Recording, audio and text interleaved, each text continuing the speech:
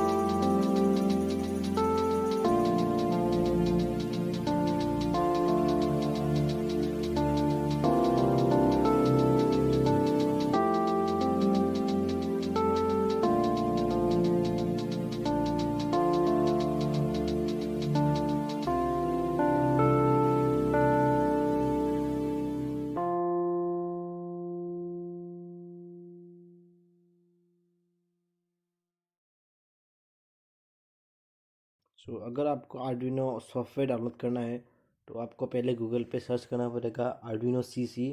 उसके बाद जो आर्डुइनो का ऑफिशियल वेबसाइट है वहाँ से आप इस सॉफ्टवेयर को डाउनलोड कर सकते हैं।